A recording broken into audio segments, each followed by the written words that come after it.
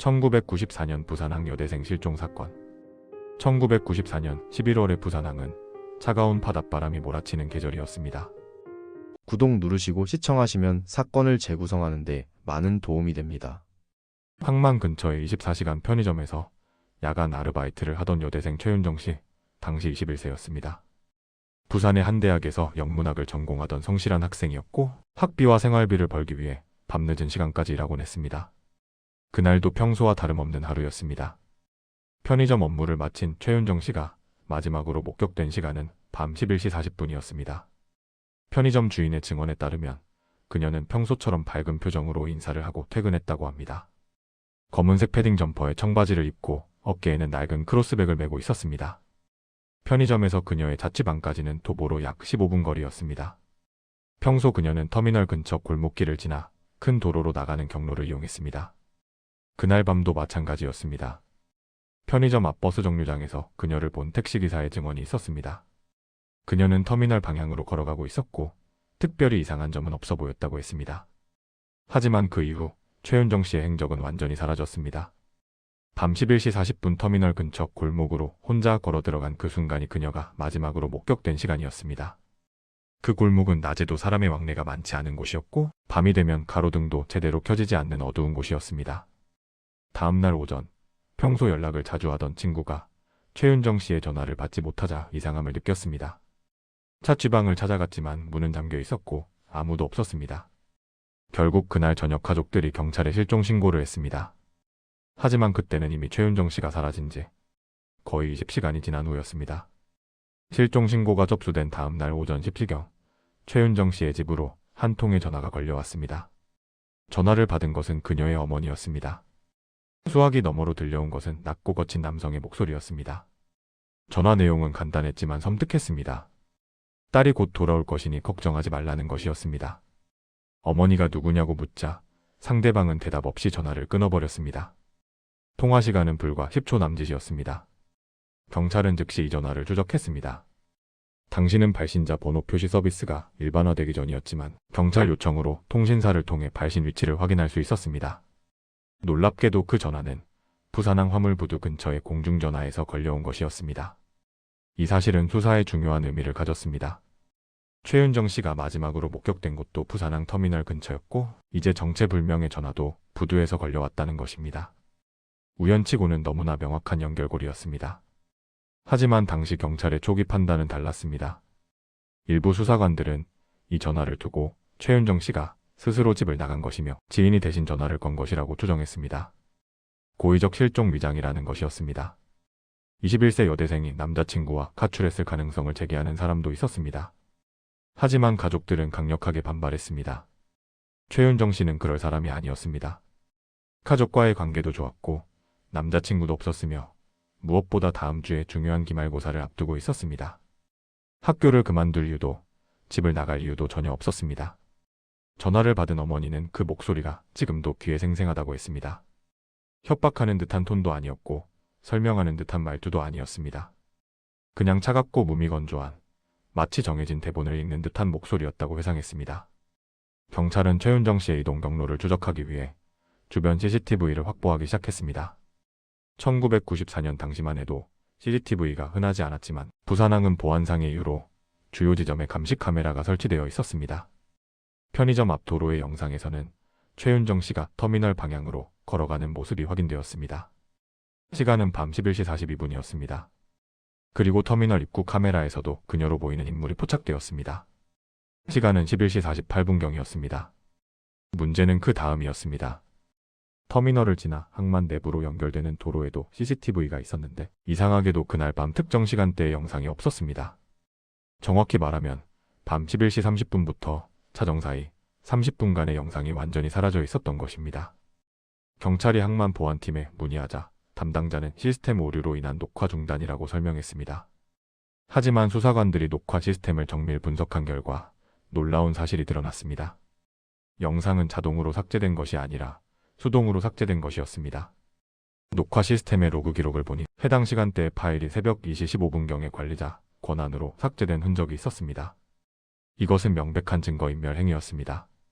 누군가 의도적으로 그 시간대의 영상을 지운 것입니다. 더욱 중요한 사실은 그 시스템에 접근할 수 있는 사람이 극히 제한되어 있다는 것이었습니다. 항만 보안팀의 팀장급 이상 직원만이 관리자 권한을 가지고 있었고 당시 야간 근무 중이던 사람은 단 3명뿐이었습니다. 경찰은 이 3명을 집중 조사하기 시작했습니다. CCTV 삭제 시각인 새벽 2시 15분에 누가 어디에 있었는지, 누가 시스템에 접근했는지를 추적했습니다. 하지만 3명 모두 자신은 시스템을 건드리지 않았다고 주장했습니다. 항만 당국은 처음에는 이 사실을 축소하려 했습니다. 단순한 시스템 오류일 수 있다는 입장을 고수했습니다. 하지만 수사가 깊어지면서 더 이상 감출 수 없게 되었습니다. 결국 항만 내부에서 의도적인 증거 은폐가 있었다는 것이 공식적으로 확인되었습니다. 사라진 CCTV 영상만큼이나 중요한 증언이 나왔습니다. 실종 당일 밤 부두에서 야간 작업을 하던 하역 노동자 김철수 씨의 진술이었습니다. 김철수 씨는 밤 11시 50분경 잠시 담배를 피우러 부두 한쪽으로 나갔다가 이상한 장면을 목격했습니다. 터미널에서 항만 내부로 연결되는 골목길에서 흰색 밴 한 대가 갑자기 급정거하는 것을 본 것입니다. 차는 그냥 지나가던 것이 아니라 마치 누군가를 발견한 듯 급하게 멈춰섰습니다. 거리가 약 50m 정도 떨어져 있어서 자세히는 보지 못했지만 차 옆으로 누군가 다가가는 것 같았다고 했습니다. 그리고 잠시 후 차는 빠르게 항만 내부 쪽으로 사라졌습니다. 김철수 씨가 특히 이상하게 느낀 점은 번호판이었습니다. 희미한 가로등 불빛에도 번호판이 보이지 않았다는 것입니다. 처음에는 시야가 어두워서 그런가 했지만 나중에 생각해보니 번호판이 가려져 있었던 것 같다고 진술했습니다. 당시에는 그냥 항만 관계 차량이려니 생각하고 넘어갔습니다. 부두에는 밤늦은 시간에도 화물 운송 차량들이 드나들곤 했기 때문입니다. 하지만 다음 날 여대생 실종 소식을 듣고 그리고 경찰이 목격자를 찾는다는 공고를 보고 나서야 신고를 하게 되었습니다. 경찰은 즉시 김철수 씨를 상대로 정밀 조사를 실시했습니다. 차량의 특징, 색상, 크기, 이동 방향 등을 상세히 물었습니다. 김철수 씨의 기억에 따르면 그 차량은 승합차 정도의 크기였고 색상은 흰색이나 은색 계열이었으며 뒷문이 있는 화물용 밴 형태였다고 했습니다. 더욱 중요한 것은 그 차량이 이동한 방향이었습니다.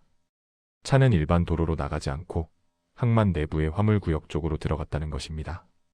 그쪽은 일반인은 출입할 수 없는 통제구역이었습니다. 항만 직원이 아니면 들어갈 수 없는 곳이었습니다. 경찰은 당시 항만에 등록된 흰색 밴 차량들을 모두 조회했습니다. 총 12대의 차량이 확인되었고 해당 시각에 운행 기록이 있는 차량을 추적했습니다. 하지만 대부분은 명확한 알리바이가 있었고 의심스러운 차량을 특정하기는 어려웠습니다. 수사가 진행되면서 한 명의 인물이 부각되기 시작했습니다. 바로 항만 보안팀 팀장인 박민수 씨였습니다. 당시 38세였던 그는 부산항에서 12년째 근무 중인 베테랑 경비 요원이었습니다. 박민수 씨가 주목받게 된 이유는 여러 가지였습니다.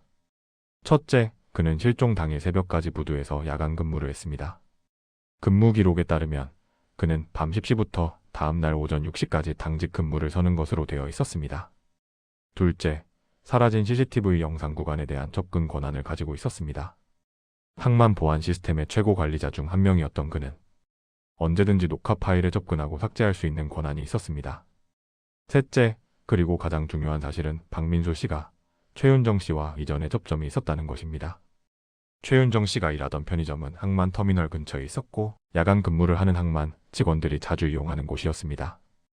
편의점 주인의 증언에 따르면 박민수 씨는 거의 매일 밤 그 편의점에 들렀다고 합니다. 편의점 아르바이트생들의 증언도 나왔습니다. 박민수 씨가 최윤정 씨에게 유독 말을 자주 걸었다는 것입니다. 처음에는 그냥 친절한 단골 손님인 줄 알았지만 시간이 지나면서 그의 관심이 지나치다는 느낌을 받았다고 했습니다. 동료 직원 한 명은 이렇게 증언했습니다. 박민수 씨가 최윤정 씨의 퇴근 시간을 물어본 적이 여러 번 있었다고 합니다. 혼자 퇴근하는지 어느 길로 가는지도 물었다고 했습니다. 최윤정 씨는 그저 친절하게 대답했지만 동료들 눈에는 뭔가 불편해 보였다고 합니다. 경찰이 박민수 씨의 차량을 확인한 결과 그는 흰색 스타렉스를 소유하고 있었습니다. 김철수 씨가 목격한 차량과 유사한 형태였습니다. 물론 그것만으로는 증거가 되지 않았습니다. 흰색 밴은 당시 흔한 차종이었기 때문입니다. 경찰은 박민수 씨를 참고인 신분으로 소환해 조사했습니다. 하지만 그는 매우 침착한 태도로 모든 질문에 답했습니다. 실종 당일 밤 근무 중이었다는 것, CCTV는 자신이 삭제한 것이 아니라는 것, 최윤정 씨와는 그저 편의점 손님과 직원 관계일 뿐이라는 것을 반복해서 주장했습니다. 수사가 깊어지면서 최윤정 씨의 개인 물품들이 정밀 조사되었습니다. 그 중에서도 가장 중요한 것은 그녀의 휴대폰이었습니다. 실종 당시 집에 두고 간 휴대폰에는 많은 정보가 담겨 있었습니다. 경찰은 통신사의 협조를 받아 삭제된 메시지를 복원하는 작업을 진행했습니다. 1994년 당시의 휴대폰은 지금처럼 스마트폰이 아니었지만 문자 메시지 기능은 있었습니다. 복원 작업 결과 놀라운 사실이 드러났습니다. 최윤정 씨의 휴대폰에는 미확인 번호로부터 온 문자 메시지들이 여러 통 저장되어 있었습니다. 발신 시기는 실종되기 약 2달 전부터였습니다. 메시지 내용은 처음에는 평범한 인사말이었지만 점점 이상한 방향으로 흘러갔습니다. 밤늦게 혼자 돌아다니지 말라는 내용, 조심하라는 내용, 지켜보고 있다는 내용의 메시지들이었습니다. 보호한다는 명목이었지만 그 내용은 점점 통제적이고 집착적인 느낌을 주었습니다. 마지막 메시지는 실종 이틀 전에 왔는데 내용은 간단했습니다. 혼자 다니지 말라는 경고성 문구였습니다. 경찰은 즉시 그 발신 번호를 추적했습니다. 그리고 그 번호의 주인이 바로 박민수 씨라는 사실이 밝혀졌습니다. 이것은 매우 중대한 발견이었습니다.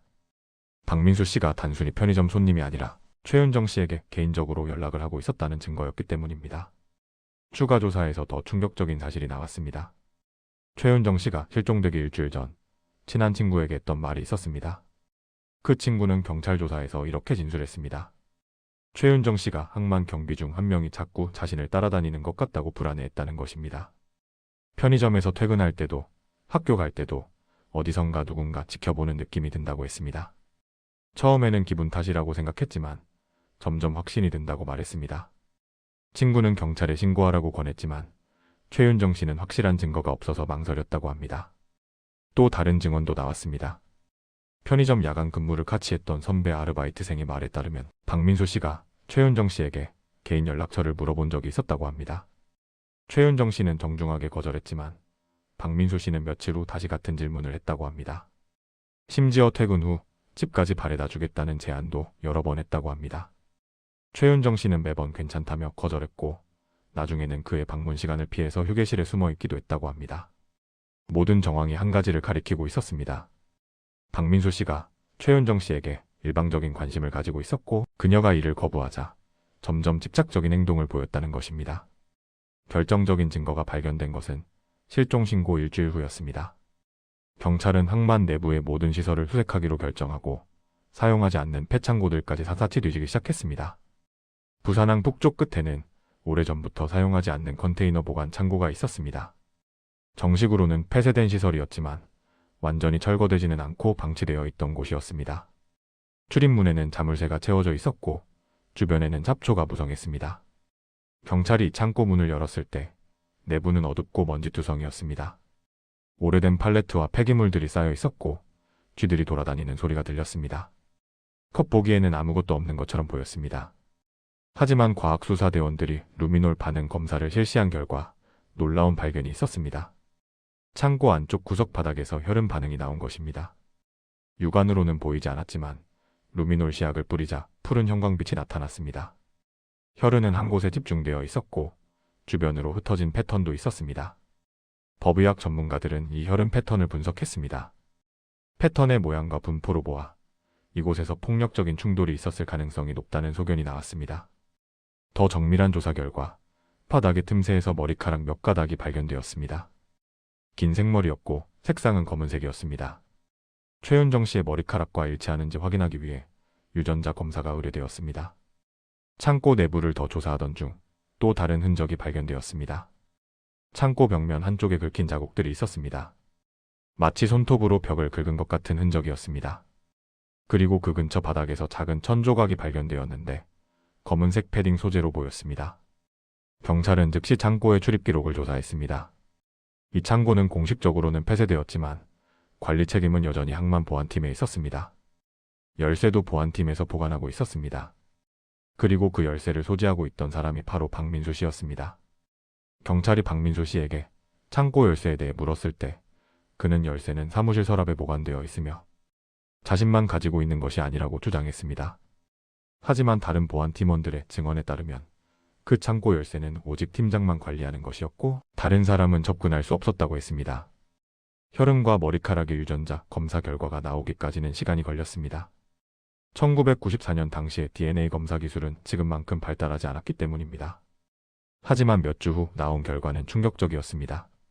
머리카락의 DNA가 최윤정 씨의 것과 일치할 가능성이 매우 높다는 것이었습니다. 이것은 최윤정 씨가 그 창고에 있었다는 직접적인 증거였습니다. 그리고 혈흔의 존재는 그곳에서 폭력적인 일이 발생했음을 암시했습니다. 창고의 위치, 혈흔의 패턴, 그리고 박민수 씨만이 가지고 있던 열쇠. 모든 것이 하나의 시나리오를 가리키고 있었습니다. 모든 증거와 정황이 박민수 씨를 가리키고 있었습니다. 하지만 그를 기소하고 유죄를 입증하기에는 결정적인 무언가가 부족했습니다. 바로 직접적인 물증과 목격자였습니다. 박민수 씨는 경찰 조사에서 일관되게 모든 혐의를 부인했습니다. CCTV가 삭제된 것에 대해서는 시스템 고장이었을 것이라고 주장했습니다. 자신은 그날 밤 관리 시스템에 접근하지 않았으며 누군가 다른 사람이 그랬을 것이라고 했습니다.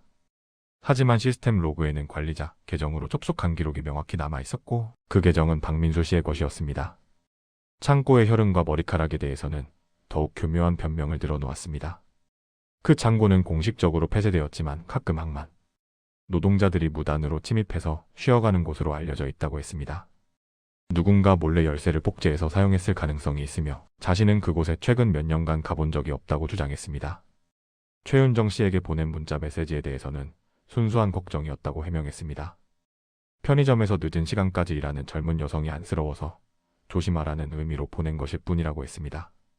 스토킹이나 집착이 아니라 선의의 관심이었다는 것입니다. 하지만 가장 큰 문제는 최윤정 씨의 행방이었습니다. 창고에서 혈흔과 머리카락이 발견되었지만 정작 그녀의 신체나 결정적인 증거는 발견되지 않았습니다. 시신이 없는 상황에서 살인죄로 기소하기는 어려웠고 납치나 감금도 증명하기 힘들었습니다. 검찰은 여러 차례 회의를 거듭했습니다.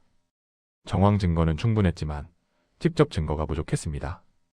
박민수 씨와 최윤정 씨가 그날 밤 만났다는 목격자도 없었고 범행을 직접 입증할 물증도 없었습니다. 창고의 혈흔만으로는 그가 가해자라는 것을 법정에서 입증하기 어려웠습니다. 결국 검찰은 증거 불충분으로 불기소 결정을 내렸습니다. 박민수 씨는 혐의 없음 처분을 받았고 자유의 몸이 되었습니다. 이 결정은 최윤정 씨의 가족들에게 엄청난 충격이었습니다. 딸이 어디서 무슨 일을 당했는지도 모르는 상황에서 유일한 용의자마저 풀려난 것입니다. 사건은 미제 사건으로 분류되었습니다. 1994년 부산항 여대생 실종 사건. 수사 기록은 계속 남아있지만 진전은 없었습니다. 최윤정 씨는 그 후로도 돌아오지 않았고 그녀의 생사조차 확인되지 않았습니다. 박민수 씨는 얼마 후 부산항 보안팀에서 사직했습니다. 혐의는 벗었지만 주변의 시선을 견딜 수 없었던 것으로 보입니다. 그는 부산을 떠나 다른 지역으로 이주했고 이후의 행적은 알려지지 않았습니다. 세월이 흘러 2010년대에 이 사건이 다시 주목받았습니다. 미제 사건을 재조명하는 프로그램에서 다루어졌고 많은 사람들이 분노했습니다. 명백한 정황 증거가 있었는데도 처벌받지 않은 것에 대한 분노였습니다. 범죄심리학 전문가들은 이 사건을 분석하며 몇 가지 가능성을 제시했습니다. 가장 유력한 시나리오는 박민수 씨가 최윤정 씨를 납치한 후 창고로 데려갔고 그곳에서 범행을 저질렀다는 것입니다. 이후 시신을 바다에 유기했을 가능성이 높다고 보았습니다. 부산항은 바다와 인접해 있고 야간에는 감시가 허술했기 때문입니다. 또 다른 전문가는 창고가 1차 범행 장소였을 뿐 이후 다른 곳으로 옮겼을 가능성도 제기했습니다. CCTV를 삭제할 정도로 치밀했다면 증거인멸도 철저히 했을 것이라는 분석이었습니다. 최윤정 씨의 부모님은 지금도 딸을 기다리고 있습니다. 어머니는 매년 딸의 생일이면 부산항을 찾아가 바다를 바라본다고 합니다. 혹시 어디선가 살아 돌아오지 않을까 하는 희망을 버리지 못하는 것입니다. 경찰도 이 사건을 완전히 포기한 것은 아닙니다. 미제 사건 전담팀에서는 새로운 증거나 제보가 들어오면 언제든 수사를 재개할 준비가 되어 있습니다. DNA 분석 기술이 발전한 만큼 당시 확보한 증거물을 재분석하면 새로운 사실이 밝혀질 수도 있습니다. 하지만 현실은 냉혹합니다.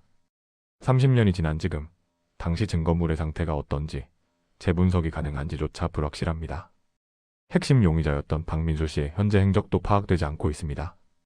이 사건은 1990년대 한국 사회의 어두운 단면을 보여줍니다. CCTV가 충분하지 않았던 시대, 증거 확보가 어려웠던 시대, 그리고 권력과 조직의 벽 앞에서 진실이 가려졌던 시대. 한 젊은 여성의 꿈과 미래가 그렇게 사라져버렸습니다. 전문가들은 이 사건을 두고 납치 후 부두 내부 은폐 가능성이 가장 높다고 평가합니다. 범인은 항만 내부 구조를 잘 알고 있었고 보안 시스템에 접근할 수 있는 권한이 있었으며 증거를 인멸할 시간과 수단을 가지고 있었습니다. 모든 조건이 완벽한 범죄를 가능하게 했습니다. 1994년 11월의 그날 밤 부산항 어딘가에서 무슨 일이 있었는지는 아직도 밝혀지지 않았습니다. 최윤정 씨에게 무슨 일이 일어났는지, 그녀는 지금 어디에 있는지 아무도 모릅니다. 다만 한 가지 확실한 것은 누군가는 진실을 알고 있다는 것입니다. 이 사건은 여전히 미제로 남아 있습니다.